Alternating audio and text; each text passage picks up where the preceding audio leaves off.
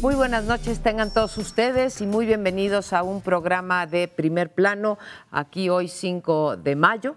Espero que nos estén escuchando y tenemos como primer tema para este bloque el cumpleaños del PRD, un cuarto de siglo que se dice rápido, pero siendo una democracia tan joven, pues no es tan poquito tiempo. Hoy están reunidos los perredistas, lo estarán hoy y mañana, celebrando, discutiendo, debatiendo el futuro del PRD y también su pasado. Me parece, por lo que hemos estado escuchando últimamente y una vez que Andrés Manuel López Obrador abandonó el Partido de la Revolución Democrática, rompió esa unidad que había muchos que decían que se tenía que haber roto desde antes, pero hay dos temas en la mesa más allá de un recuento de lo que ha sido la historia del PRD, que se funda, ustedes recordarán, al calor del megafraude electoral de 1988 y todo el ambiente postelectoral que después va pues, a acelerar la transición democrática. Y hoy hay dos temas importantes sobre los cuales están opinando incluso intelectuales y políticos de la izquierda latinoamericana que han llegado al poder. Uno es si se debe de buscar como un objetivo central la unidad de la izquierda, independientemente de que no sea por convicciones programáticas e ideológicas, y otro es qué hacer de cara al futuro, al 2015, al 2018. Con respecto a este último tema, yo quisiera fijar mi posición. Pienso que una vez que se ha pagado el costo, porque Andrés Manuel López Obrador se separa del PRD, aunque todavía no ha no ha participado en ninguna contienda electoral, pues ya se pagó ese costo y la argamasa que sigue argumentándose que debe de mantener la unidad electoral, que era perder votos, pues ya no está ese argumento y que esta parte de la izquierda que conocemos como los chuchos, que conocemos como Nueva Izquierda y que ha planteado un modelo más de socialdemocracia tipo las izquierdas latinoamericanas que han llegado al poder, es una, es una vía, una nueva vía que se está explorando y que habría que darle oportunidad a esa vía. De hecho, sí, no. Okay. De hecho, el PRD como tal, la dirigencia del PRD organizó esta semana previa, una serie de un foro sobre el futuro de la izquierda en general, en donde invitó también pues gente que no es de izquierda, que ha sido crítica de izquierda, lo cual habla de una posición de apertura, de autocrítica, que muchas veces ha faltado a la izquierda y que en particular la otra parte, la otra corriente, la corriente más extrema, que está en López Obrador, aunque ya no está en el PRD, pero hay muchos dentro del PRD que siguen siendo obradoristas, fundamentalmente, en sus posiciones, en sus vínculos, en sus apoyos a las posturas de López Obrador. Normalmente no tienen mucha autocrítica, normalmente están a la defensiva y todo lo que les pasa es por agentes externos, fraudes, conjuras, complots, y nunca por revisar sus propios errores para corregirlos. Algo que de paso digo, también en el PAN hay una posición más autocrítica que otra, pero cuesta trabajo a veces a algunas de las corrientes de los partidos asumir una autocrítica y oír voces externas, como lo acaba de hacer oficialmente el PRD, planteando para dónde tiene que ir la izquierda. Porque a mí me parece que en México no tenemos socialdemocracia, que esa parte del PRD está buscando transformarse en socialdemocracia, pero no lo ha sido hasta ahora. Hasta ahora ha sido el nacionalismo revolucionario que surgió del PRI, cuando la corriente democrática, más los restos de las corrientes revolucionarias, marxismo, maoísmo, trotskismo, que estos son los que conformaron básicamente la esencia de la izquierda, pero una postura, yo nunca he identificado al PRD como socialdemócrata. Ha habido intentos. Está afiliado a la socialdemocracia. Sí, pero en realidad su programa, sus propuestas, su forma de hacer las cosas, en realidad no me lo parece. Hasta ahora no se ha concretado y en todo caso hay intentos de llegar a eso, pero frustrados por otras corrientes del PRD. Bien, celebrando estos 25 o conmemorando para quien no quiera celebrar, yo sí celebro la fundación del PRD en 1989, que me parece inaugura toda una época distinta que lo separa de la anterior, es una especie de parteaguas, la creación del PRD, que es en gran medida el resultado de una división del PRI. Cuauhtémoc Cárdenas, Muñoz Ledo, Ifigenia, todos los que se salieron del PRI y que fueron la mayoría de los integrantes del nuevo partido, se integraron primero en un Frente Democrático Nacional que venía de 97-98, y después 87-88, que ese es lo de los 25 años, y en 89, el 5 de mayo, se establecieron con el registro del Partido Mexicano Socialista, utilizando ese receptáculo del registro. El 5 de mayo de 1989 se inicia el Partido de la Revolución Democrática. Me parece recordar que es el mismo cumpleaños de don Carlos Marx, espero no estar equivocado, pero creo que Marx nació un 5 de mayo. Lo checamos para el próximo programa. Pero a lo mejor estoy equivocado. Tengo la impresión de que sí, de que hay bueno, es una coincidencia. Pero lo que quiero destacar es que a partir de 89, que se establece el PRD, se establece un nuevo sistema de partidos, integrado por 3 grandes formaciones nacionales, PRI, PAN y PRD, porque hasta entonces lo que había venido perfilándose era un bipartidismo, PRI-PAN. La izquierda era muy débil, había tenido temporadas importantes, pero es con la elección de 88 y la división del PRI que se establece un tercer partido, con partidos menores que los acompañan. Pero la formación de los 3 mayores, lo que nos permite caracterizarlo como un sistema tripartito con acompañantes de partidos menores, es el 89. Por otra parte, yo quisiera decir que el PRD ha sido un partido que desde su nacimiento está integrado por muchas que llaman tribus, corrientes, si ustedes quieren, y una que se ha venido fortaleciendo es esta que ustedes han estado mencionando, de los chuchos, de Nueva Izquierda, que parece ser la más razonable, la más racional, la que tiene mayores acuerdos, y esto es lo que impugnan algunos, de que sus acuerdos son con el gobierno y con el PAN, que son intransitables, sobre todo la posición de López Obrador. Y creo que las otras corrientes son muy menores en términos cuantitativos, y en términos de control de las estructuras del partido comparadas con la de Nueva Izquierda, que es la que mayor ascendiente tiene y la que mayores posiciones tienen y la que más gobiernos tienen. El gobierno que tiene el PRD en este momento es de 4 entidades, el Distrito Federal y otras 3 que son Tabasco, Morelos y Guerrero. Y está gobernando un poco más de 12 millones de habitantes en el nivel estatal. En el nivel municipal está muy bajo y gobierna muy pocos municipios, y el total es de un poco más de 11 millones de gobernados por el PRD. Tú decías, Pauli, que era muy, las otras fracciones eran muy débiles.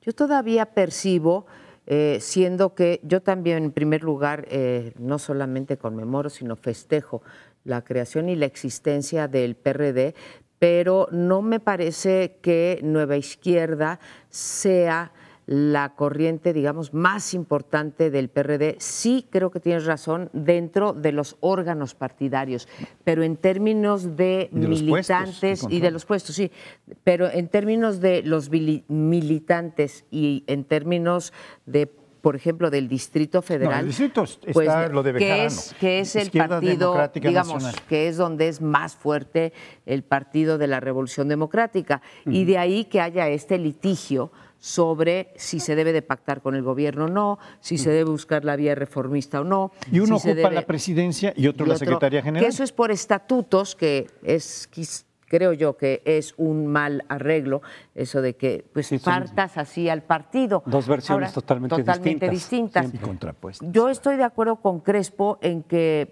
los chuchos o Nueva Izquierda están festejando los 25 años del PRD de la mejor manera, debatiendo, abriéndose a las experiencias internacionales y abriéndose ellos mismos a las críticas. Lo tienen muy cuesta arriba, vienen las elecciones y también podemos anunciar, porque podemos comentar, porque ya ha sido anunciado, dio el paso ya el PRD para que sea el Instituto Nacional Electoral el que organice su próximo relevo de dirigencia, una vez que ya fueron aprobados estatutos, etcétera, y que ya aprobó el Consejo Nacional también, que será no por la militancia, como se ha hecho en otras ocasiones, tampoco por encuesta, sino por el Consejo. Pero será el INE, se pondrán a prueba. Yo los felicito por intentar otra vía que esperemos no los lleve a más divisiones, pero será un primer experimento en términos de los partidos. Y es un poco contradictorio o paradójico, si se quiere, que no es lo mismo, el que han criticado y descalificado al INE, al IFE antes, sí, ahora INE, sistemáticamente, pero le tienen más confianza que a sus propias estructuras. Bueno, pues qué bueno, sí, porque efectivamente cada vez que ha habido elecciones dentro del PRD, sobre todo cuando sí son con la militancia, abierta, se convierten en peores que cualquier elección federal en términos de trampas y de acusaciones y descalificaciones. Entonces, este primer experimento me parece que es muy interesante, muy importante. Pero habías dicho en la intervención pasada, Amparo, que el PRD ya pagó el costo de la salida del López Obrador. No. A mí me parece que es ya pagó una parte del costo, porque falta por ver cuando le den el registro al partido, cuando ya esté registrado, ¿cuántos se van a pasar para el que vaya a hacer costo? Sí. Tienes razón, lo debía haber puesto de esa manera. Un costo todavía pendiente que puede ser muy alto, no sabemos. Conocemos. Por un lado, ¿cuántos se van a salir para irse al nuevo partido una vez que tenga registro? Y además, en el 2015, el año que viene, para vincularlo otra vez con las elecciones, como no puede haber colisión la primera vez que llevas registro, entonces Morena tendrá que ir por su lado, pero además van a estar compitiendo entre ellos a ver cuál de los dos tiene mayor votos, mayor apoyo de la militancia, de los simpatizantes, porque los dos van a rivalizar queriendo ser el eje de las izquierdas, el eje hegemónico, claro. Y Morena lo quiere hacer. Entonces, ese voto que tiene el PRD, que en las primarias, por cierto, normalmente es menor que en las presidenciales, bastante, se va a dividir. Sí. Y entonces se pueden ir al piso los dos pagando la izquierda en su conjunto un costo que no se ha pagado. Sí, yo creo que este punto es muy importante de dilucidar. Yo tendría dos observaciones en relación con sus intervenciones. En relación con la de María Amparo, que ponía en duda lo de la mayor parte de la militancia del PRD en los chuchos, o favorable a los chuchos, yo creo que la Izquierda Democrática Nacional que dirigen Dolores Padierna y René Bejarano es efectivamente una fuerza importante, es la segunda fuerza. Y lo es porque en el Distrito Federal probablemente sea la primera, si se considera solo el Distrito Federal. Por eso es que ellos han venido ocupando, Dolores Padierna antes y el actual es un representante del movimiento de Bejarano, de la corriente de Bejarano, ¿no? Esa es una especificación, pero si se ve en el resto de la República, Bejarano no tiene tanta fuerza como tiene aquí. Esta corriente que se llama oficialmente Izquierda Democrática Nacional. La segunda cuestión que yo quisiera aclarar es que, o empujar un poco más en su información, es que este interrogante, esta duda que tenemos sobre si se van a ir o no del PRD muchos en cuanto Morena tenga su registro, lo vamos a saber este mismo mes. Aparentemente este es el mes de entrega del registro de Morena y probablemente de algún otro partido, probablemente dos partidos más que han declarado cumplen los requisitos. Esto va a transformar el sistema mexicano de partidos otra vez, como se transformó en 88, 89, creando un tripartismo, ahora no sabemos. Y esto está yendo en términos de hacer más difícil el procesamiento, porque mientras más partidos de cierta significación hay, más confusión, esto es lo que llama la dispersión, Sartori, por ejemplo, y crea pues, problemas muy serios. Entonces, este sería el otro asunto que me gustaría destacar. Bueno, pues ya veremos, porque como ustedes dicen, el costo electoral lo sabremos exactamente en el 2015. Por lo pronto les deseamos un Feliz larga cumpleaños. vida a los perredistas y feliz cumpleaños. Vamos a otro bloque en unos minutos más. La semana pasada comentamos aquí muy brevemente un desplegado que publicó Alfonso Cuarón, el cineasta, en donde planteó 10 preguntas. Es interesante la reacción que tuvo, porque muchos dijeron, pues él que sabe de energía y de reformas petroleras y demás, pues ¿para qué quiere meterse al debate? ¿Para qué quiere plantear él que se dedique a su tema? Pero en realidad hubo muchos otros comentarios con los que yo coincido, decir, pues eran preguntas bien planteadas, no sé si las platico con alguien o no, pero son preguntas muy sensatas que están desde luego que en la mente de cualquier ciudadano. Y él como ciudadano pues tiene derecho a decir, oigan, díganos de qué se va a tratar porque tenemos muchas dudas. Muchos ciudadanos compartimos esas dudas respecto de la reforma energética, no siendo especialistas, pero sí decir, oye, ¿va a haber corrupción o no? ¿Cómo la van a manejar? ¿Va a salir como otras privatizaciones que han salido muy mal? ¿Cómo le van a hacer para que no salga así? En fin, una serie de preguntas sensatas, no de especialistas, sino de sentido común, a las que les dieron respuesta cuando se presentó la iniciativa energética y se les dieron respuesta oficial a esas preguntas que algo aclaran, pero hoy vuelve a aparecer otro desplegado de Cuarón en respuesta, a su vez, a las respuestas que le dieron a sus preguntas, y dijo, ok, perfecto, qué bueno que me respondieron, pero ¿por qué no armar 3 debates, ahora sí con especialistas, con gente que sepa, que esté en favor y que esté en contra, para abordar sobre estas preguntas? Porque podemos oír o leer las respuestas del gobierno, pues seguramente quienes se oponen tendrán algo que decir de por qué no están de acuerdo que las cosas van a salir. Pues uno lee y dices, oye, pues si salen así, pues yo le firmo donde quieran, pero pueden complicarse las cosas. Entonces, debates en los medios de comunicación, entre partidos, entre especialistas, para que la gente tenga, precisamente porque no somos especialistas del tema, tengamos elementos razonables oyendo las dos posturas. A mí me parece que eso ayudaría además a que si eventualmente hay consulta, que no lo sabemos porque es la Suprema Corte la que va a decidir, la consulta popular sobre este tema, pero si la hubiera, pues ayudaría mucho a que la gente no nada más vaya a votar, sí o no, sin tener una visión un poco más amplia y más completa. Sí, me parece, perdón. Adelante, adelante. Me parece que es muy interesante el desplegado, que ya no es novedad, no es tan espectacular como el primero, el desplegado que hoy publica Alfonso Cuarón, porque está impulsando algo que me parece fundamental. Vamos a impulsar la democracia deliberativa.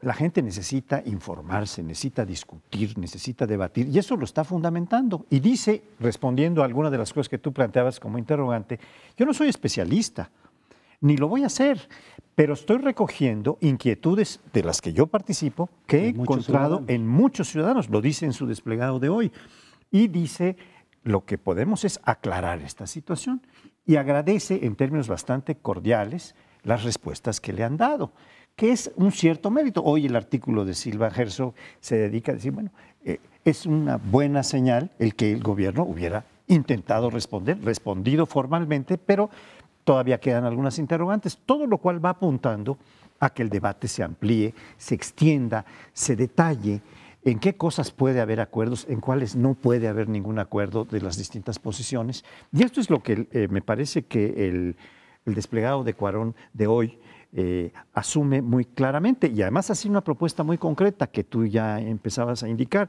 que es que se hagan 3 grandes debates en prime time, en tiempo estelar, dice la nota, pero en su desplegado usa el término prime, que es el término técnico de la televisión para hablar de las mejores horas en las que se puede transmitir con especialistas, etcétera, de tal manera que no sea un solo debate, sino 3, para que la población quede debidamente informada, ¿no?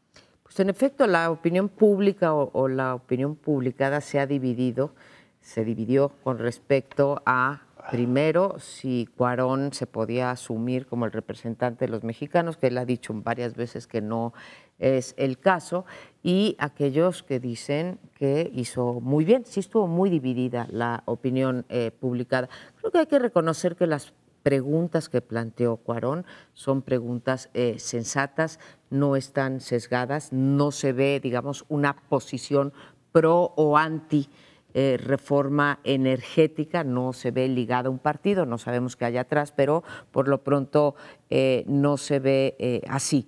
Y para mí el punto más importante es que revela o pone el dedo en la llaga con respecto a una falla muy grande del Ejecutivo y de los partidos, porque no es nada más del Ejecutivo y de las posiciones a favor y en contra de la reforma energética, que ha sido el poco cuidado que han tenido o la poca capacidad o el poco interés que han tenido por realmente tratar de explicar de qué se trata, cuáles van a ser los beneficios, cuáles son los posibles perjuicios, porque tampoco podemos saber, nos podrá decir misa los partidos o el Ejecutivo de que se van a meter todos los controles para que no haya corrupción, pero eso nos los han venido diciendo con respecto a cualquier política pública desde hace muchos años. Entonces, sí me parece que pone el dedo en la llaga. No ha sido desde luego el único, creo que ha habido muchísimos comentaristas, muchísimos formadores de opinión aquí mismo en Primer Plano, pero que hemos pedido esas explicaciones, que hemos hablado sobre la necesidad de la democracia deliberativa, etcétera. Y bueno, pues eso es, el señor es premio Nobel y bueno, pues no, decidieron responderle. Hay gente que dice Oscar, que no, Oscar. Digo, Oscar, claro, perdona. Hay gente que ha dicho, bueno, no se imaginan a Obama contestándole a un Oscar, ¿sí? A un ganador por director, por mejor película, por actor, por lo que fuese, ¿sí? A sus cuestionamientos sobre el sistema de salud. En fin, yo creo que Peña Nieto estaba en una posición muy difícil. Si no contestaba malo y si contestaba por qué a él y no al resto.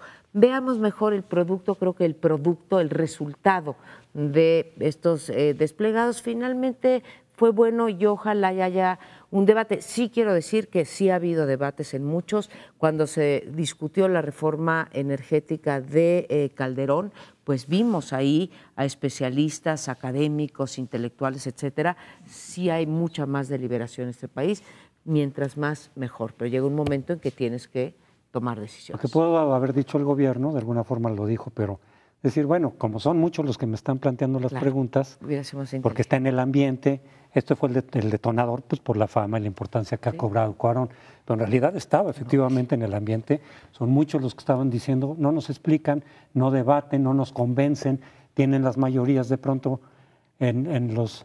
Y fíjate que el verbo mayoritear que hemos platicado aquí, en el sentido de que pues una democracia es por mayoría, no por consenso, pero le han dado otro sentido por ahí. Es mayoritario simplemente aprobar sin discutir. Con aplanadora. Simplemente con tus votos, pero sin tratar de convencer.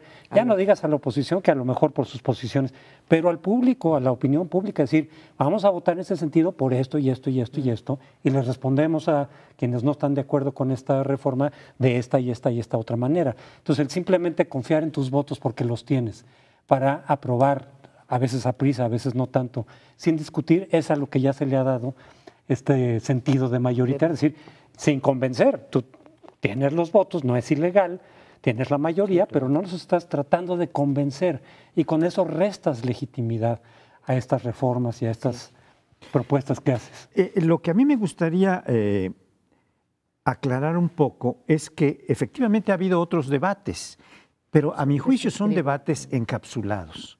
Se dan en el Senado, se invitan selectivamente, de acuerdo con otra vez con las cuotas de los partidos, se invite a fulano, se invite a fulano, aunque sean independientes, pero están negociados. Y no se difunden casi. Y no se difunden porque están encapsulados. Eso es a lo que me refiero con encapsulados. Claro. Quedan allí, pero lo importante de lo que plantea Cuarón, aunque aparentemente es un asunto menor y de forma, es que se utilicen tiempos estelares, es decir, tiempos en que hay las mayores audiencias contemplando la televisión, lo que está proponiendo que se haga para desencapsular el debate, para airearlo, para ofrecerlo con un horizonte amplio y que no sean solamente, si es a propósito de Cuarón, pues no sería a propuesta de los partidos, como se han hecho estos debates encapsulados, ¿verdad? Sino que sería con los intelectuales, con los técnicos, con los conocedores nacionales e internacionales, para que lo oiga la mayor parte de la gente, que es la que ve la televisión por las noches, en los tiempos estelares, como se llaman, ¿no?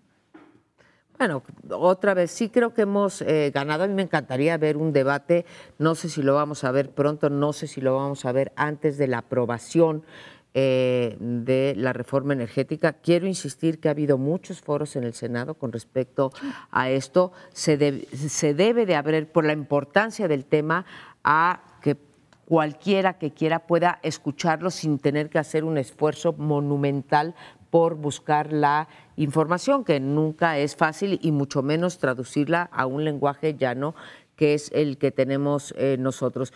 Y eso, en efecto, lo vincula con la consulta popular, porque ya en la reglamentación de la consulta popular, que ese es de los pocos aspectos de las reformas político-electorales que sí se reglamentaron, pues ya viene ahí que el Instituto Nacional Electoral tendrá que dar espacios en tiempo prime time, como se dice, en tiempos estelares, para poder difundir las posiciones en favor y en contra de aquellos asuntos que se sometan a consulta popular. Claro, no tenemos la certeza de que la reforma energética vaya a ser materia. Yo creo que sí, pero no tenemos la certeza de que vaya a ser materia, porque además es una cuestión muy complicada. La pregunta que ha planteado hasta ahorita, aunque sea de manera preliminar el PRD, es: ¿está usted de acuerdo con los cambios en los artículos 25, 27 y 28? Yo creo que hasta nosotros, si nos hacen ahorita un examen exactamente de qué vienen cada uno, pues tendría problemas. Entonces, pues son cosas muy difíciles de aterrizar, que solamente el debate público es lo que puede abrir, ¿no? Sí, suponiendo que se aceptara esa pregunta en esos términos y que se pueda hacer una consulta sobre una reforma constitucional que no está claro, o sobre una reforma que ya fue aprobada, que tampoco está claro, todo eso la Corte es la que tiene que irlo respondiendo, pero incluso la pregunta, decir esta pregunta tiene sentido o no, no está sesgada, pues así como está, no está sesgada, pero abarca todo. No dice nada. Sí, y entonces la gente, si no se informa, más o menos, no se puede ser especialista, pues va a votar a ciegas en la consulta, suponiendo que se o emotivamente. Colectivamente, en general, va a votar por la idea prefijada que tiene sobre la reforma sí o la reforma no, sin conocer más de por qué sí, por qué no. Todas estas preguntas que hizo Cuarón y que más o menos fueron respondidas por el gobierno, si no, el público no tiene ciertos elementos, tú realmente vas a ir a votar a ciegas, con tus dogmas preestablecidos y prejuicios históricos y demás, sobre si sí o si no. Pero incluso quien vote por sí podrá tener dudas de decir, ¿quién sabe en qué nos estemos metiendo? Porque no tuve los elementos, a final de cuentas, suficientes para tener ya alguna idea un poco más clara de si nos conviene o no nos conviene aventarnos a esto, que de todas maneras siempre implica riesgos. Cualquier reforma de esa magnitud y de esa importancia, pues implica riesgos. Pero regresamos al siguiente segmento en unos minutos. El panorama de las autodefensas en Michoacán se ha venido enredando cada vez más. No solo porque no se ha dado la coordinación perfecta, tal vez es imposible una coordinación perfecta entre las diversas fuerzas que están interviniendo, la Federación, el Estado, los municipios y las autodefensas, que no forman parte de ninguna de estas esferas que es del poder formal, sino porque ahora se ha planteado, por un lado, el desarme, le han llamado, pero algunas autodefensas consideradas como más auténticas dicen, no, nunca hemos pactado un desarme ni lo vamos a aceptar. Lo que hemos aceptado es un registro de armas. Se han registrado hasta el momento alrededor de 4,000 armas, pero son armas que van a conservar las autodefensas y están registradas para que si con ellas se comete algún delito, pudiera investigarse más rápidamente a quién se le establece la responsabilidad.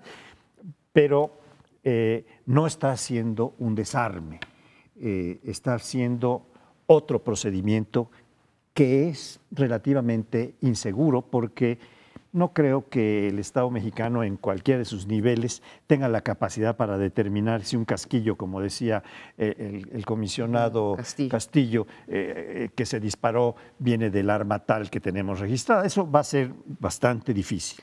Además, a lo mejor ese castillo ya no se va a disparar con ninguna de estas 4.000 armas que se han registrado. Probablemente, después de que ya se puso pues no se va a hacer así. Siguen aumentando el número de muertos, siguen aumentando.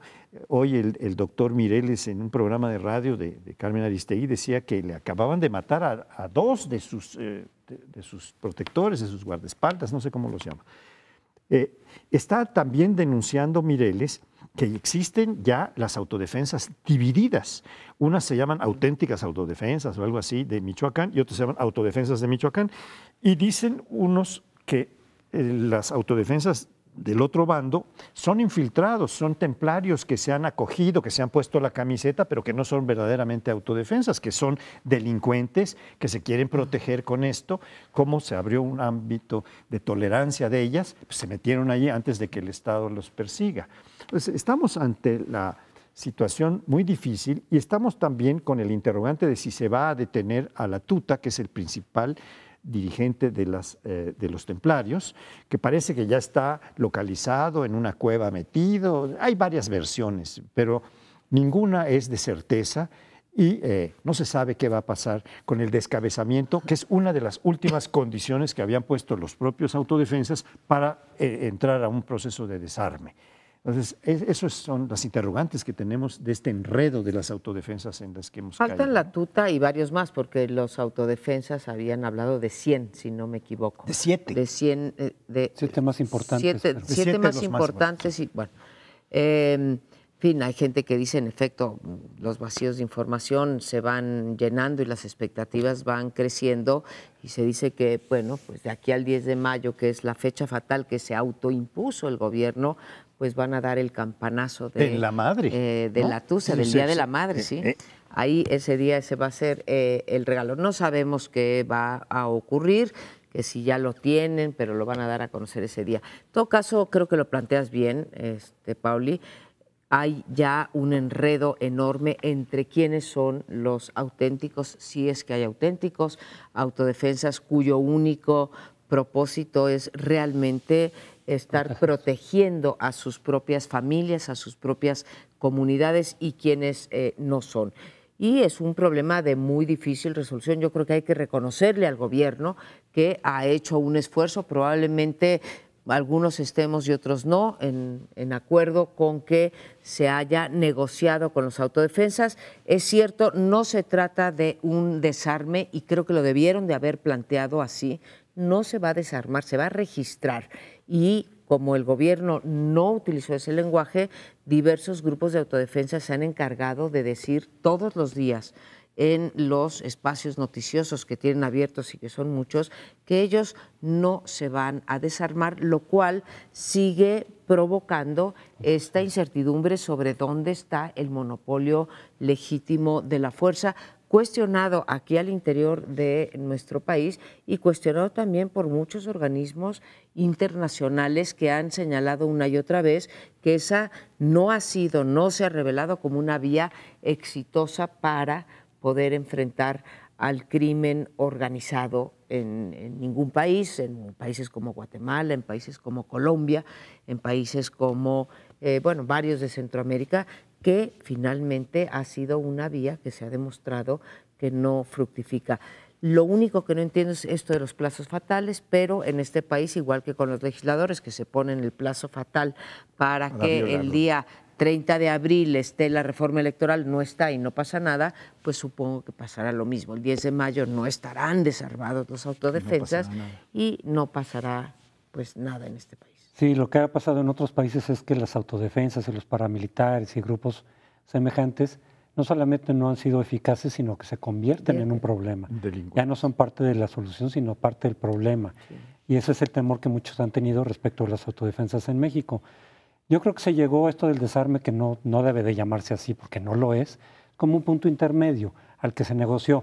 Es registrar las armas con todo y ver los casquillos. No sé si la balística o los peritos realmente tuvieran esa capacidad, no lo sé. Pero al mismo tiempo es no portarlas. Es decir, la otra condición era que estén en sus casas, etcétera, ya no las pueden portar.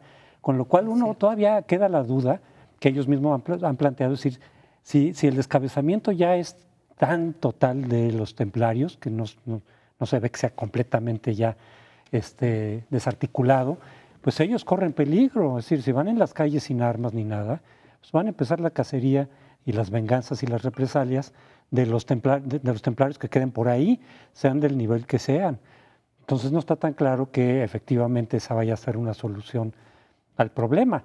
Si hacemos un balance, de pronto uno parecería, y he leído varios balances, decir, pues están saliendo las cosas no tan mal. Estaba en una situación difícil el gobierno al decir, ahí están las autodefensas, es un hecho. O las quieres desarmar sabiendo que los templarios están haciendo de las suyas, con lo cual te vas a meter un problema, o de alguna forma las reconoces, a pesar de que eventualmente es una situación que puede derivar en nuevos problemas. Creo que sí, la decisión era, mejor vamos a colaborar con ellas bajo ciertos lineamientos y eventualmente iremos limitando su... Pero no sé si sea muy pronto, porque si de pronto dijera, oye, ya concluyó y de ver a los templarios ya no están afectando a los diferentes municipios en donde estaban actuando y ya por lo menos no se desarmaron, pero se replegaron, podríamos decir, uno podría decir, oye, pues el esquema no estuvo tan mal. La cosa es a ver qué sigue pasando, porque los problemas no se acaban así nada más. Hay varios datos que yo creo que vale la pena tener presentes. En algún momento los líderes de las autodefensas hablaron de que tenían 20,000, alrededor de 20,000 hombres o personas, hombres y mujeres, seres humanos con las armas, ¿no? Las que se han registrado y que no pueden estarse mostrando en público, como bien aclarabas, fueron 4,000 hasta ahora. No sé qué va a pasar de aquí al 10 de mayo, pero veo difícil que las otras 16,000, si es que es cierta la cifra que dieron, porque todo eso está sujeto a declaraciones y no hay ninguna puntualización. Se van a registrar de aquí al 10 de mayo, en 5 días, ya no lo creo, pero en todo caso creo que van a llegar pues, a 4 o 5,000 y las otras 15, pues quién sabe. O sea, están haciendo una cierta simulación. Están registrando una parte de las armas que usan los templarios, porque ha sido muy claro Mireles. Nosotros no podemos quedar inermes, estamos caminando. Antier me mataron a 2 de mis defensas o de mis cuidadores, no me acuerdo qué nombre le pone. Yo estoy pidiendo autorización para 12, me quieren autorizar nada más 4, o sea, no hay coordinación ni hay acuerdos. Y dice, ¿pero para qué quiere usted tantas? Bueno, porque estoy metido en tantos problemas y necesito tener una defensa verdadera. Ahora, la otra cuestión que quisiera puntualizar es, no se está especificando qué tipo de armas se están registrando y ya no pueden exhibirse. Pero esto es muy importante porque es un delito portar y utilizar armas que son de uso exclusivo de las Fuerzas Armadas, del Ejército, dice la Constitución, pero en principio, o la ley, pero las que se están registrando son de uso exclusivo, entonces no las podrían tener de acuerdo con la legalidad existente. O un pacto, un acuerdo. Y si no, y si es esto, como y las otras fue 15 en el o 10, ZLN. sí, y las otras 15 o 16,000 que no se están registrando, ¿de qué tipo son? Pues están registrando 22, fusiles 22 y pistolitas chiquitas y bueno, eso no es lo importante. El crimen organizado anda con las armas más modernas, de mayor capacidad de fuego y de mayor atemorizamiento de la población. Y en efecto no sabemos las autodefensas cuáles tienen, porque algunas o muchas de las que tienen son precisamente las que les incautaron. La palabra, la de incautación son las autoridades hacia el crimen, ¿no? Pero vaya, las que en enfrentamientos les han podido retener a el propio crimen organizado, así que pueden ser, como tú dices, pues armas de alto calibre.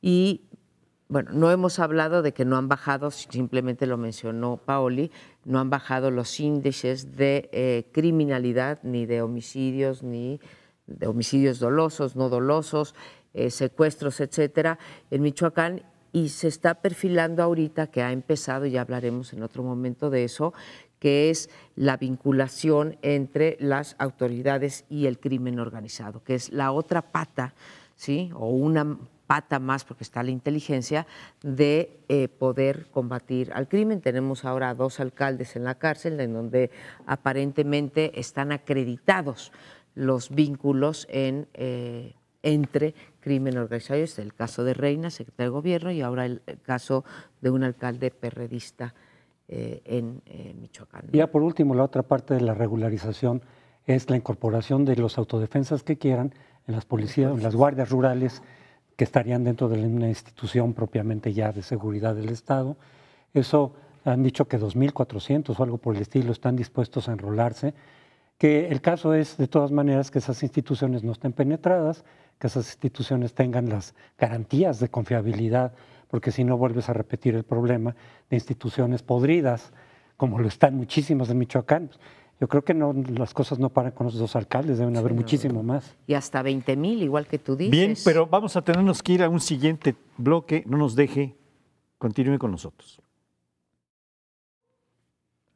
Bueno, este último bloque lo queremos dedicar a un tema que nos preocupa, ahí sí, sin temor a equivocarnos, a todos los mexicanos, que es el vínculo entre política y corrupción, política e impunidad, política y justicia. Y tenemos pues muchos ejemplos, pero el más reciente o el que nos disparó el acuerdo entre Paoli, Crespo y Casar para hablar de ese tema es lo que ha sucedido con el líder del PRI en el DF, Cuauhtémoc Gutiérrez, que pues aparentemente está siendo procesado su caso, llamo procesado de manera laxa, al interior de los propios órganos de vigilancia y de honor y justicia del partido, cuando, pues dada la magnitud del presunto o los presuntos delitos que se han cometido en el Distrito Federal o en el PRI del Distrito Federal, pues hubiéramos esperado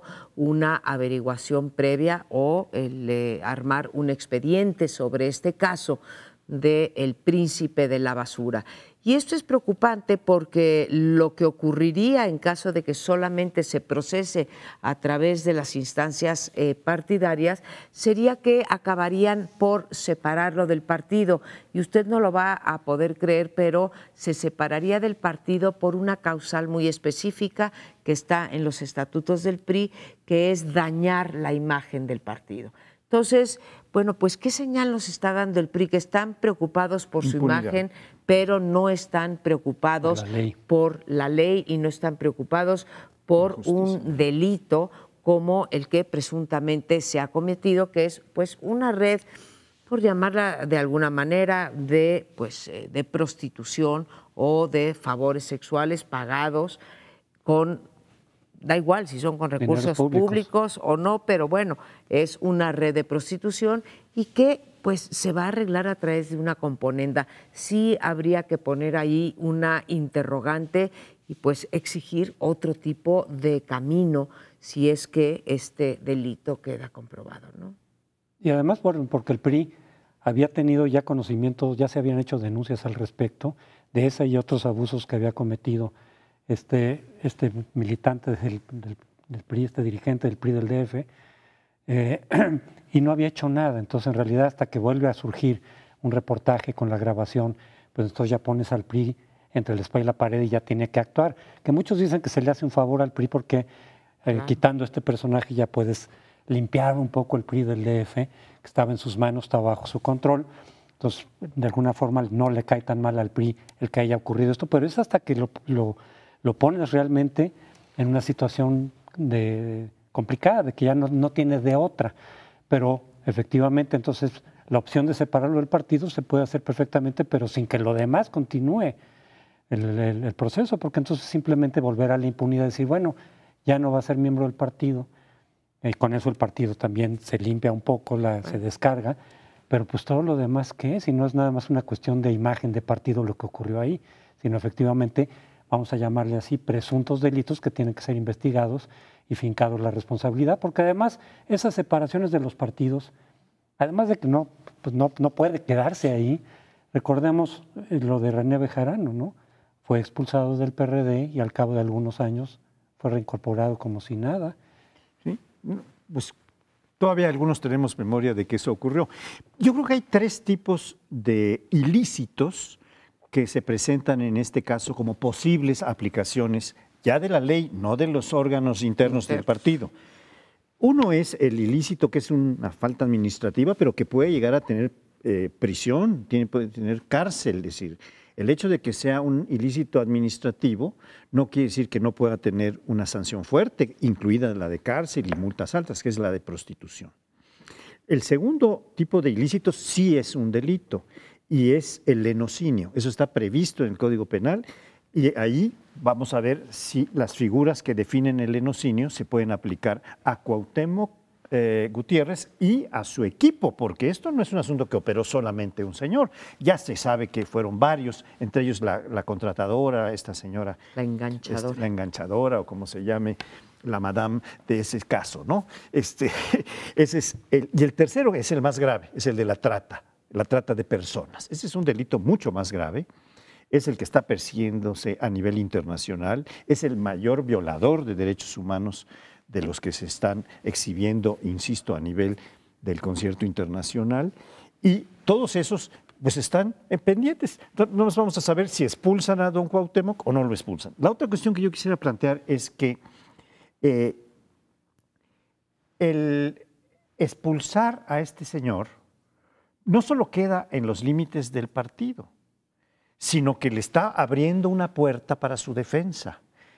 Y ahora, aparentemente, Cuauhtémoc, el licenciado, como le dicen, el licenciado Cuauhtémoc Gutiérrez y sus abogados han emprendido una estrategia de ataque, decir que esto es producto de un ¿cómo se llama?, desprestigio, que están inventando, que están falseando las cosas, porque no hay mejor defensa que el ataque. Y entonces, para lograr que la culpa que le pongan dentro del partido sea la menor posible, como esta que tú apuntabas. No, pues se va y punto. Y después ya regresará o seguirá manejando sus cosas en combinación con el partido a cambio de puestos o cosas más discretamente, como lo ha hecho Bejarano, ¿verdad? Hasta que regrese plenamente, si es que vuelve a regresar. Pero en todo caso, la justicia propiamente tal, la que ejercen los órganos que imparten justicia, las averiguaciones, el establecimiento de tipos penales o de ilícitos administrativos que están ahí y que son independientes del partido, no se están viendo que van a ser aplicados, ¿no? Bueno, no se están viendo y uno se pregunta por qué no hay una, bueno, a lo mejor sí la hay, pero no le han dado publicidad, una denuncia formal ante la Procuraduría General de Justicia, ante la Procuraduría de Justicia del Distrito Federal, en donde simplemente se dice, ahí está, ábrase un expediente y investíguese si este señor puede ser acusado de cualquiera de los 3 delitos que mencionaste ilícitos. tú, o ilícitos, uno no que es es lesocinio, que es lenocinio, y que trata. es trata, y el otro la falta, bueno, o prostitución, como le quieras decir.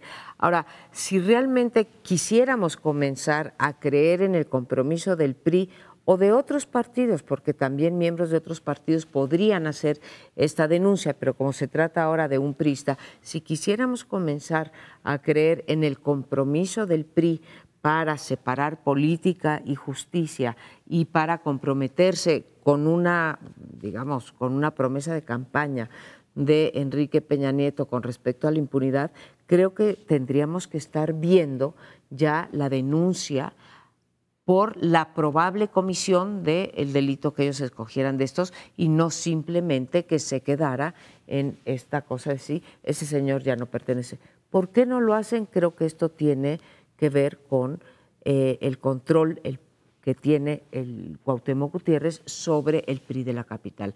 Se dice que tiene los comités delegacionales de las 16 delegaciones y que aparte de los distritos electorales controla la gran mayoría, y es un momento en que el PRI está buscando comenzar a recuperar la capital para el 2015, que vendrán precisamente estas elecciones delegacionales. Sí, por razones electorales en todo caso, pero es que es muy absurdo que cuando se cometan presuntos delitos o ilícitos, sea el partido el que decida si va o no va. Es como si igual en el caso de, por ejemplo, diputados o senadores, en donde se cometiera un ilícito, para lo cual el fuero ya no tendría que protegerse, su partido dijera, pues nada más vamos a expulsarlo o vamos a jalarle las orejas, cuando pues, esto tiene que ver absolutamente con las instituciones de justicia, de procuración de justicia.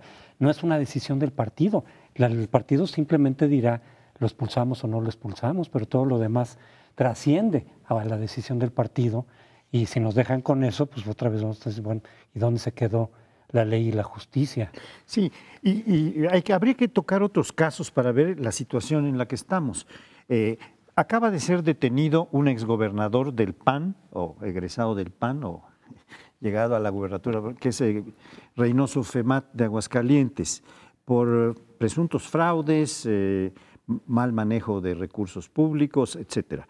Eso sí cayó en la plena esfera de la justicia penal, claro, lo está deteniendo, etcétera. Pero uno se pregunta, bueno, ¿y qué ha pasado con Moreira, por ejemplo, que endeudó al país, que cometió fraudes, que falsificó documentos o autorizó la falsificación de documentos? Pues no ha pasado nada. Ahí ni se plantea siquiera su expulsión del PRI, ¿no? Él sigue siendo un priista becado por el CENTE para estudiar una maestría en Barcelona, nada más, ¿no? Es la total impunidad. La total protección, ni dentro del partido, ni menos fuera del partido. ¿Y qué ha pasado con otros? Podríamos hacer una amplia lista de esta situación y estamos viendo cómo hay un rasero distinto para los diversos casos. En el caso del PAN, sí, deténganlo. Pues además son los emisarios del pasado, los que gobernaron antes. Bueno, sí, pero ¿y los otros? ¿Los Moreiras? ¿Los demás?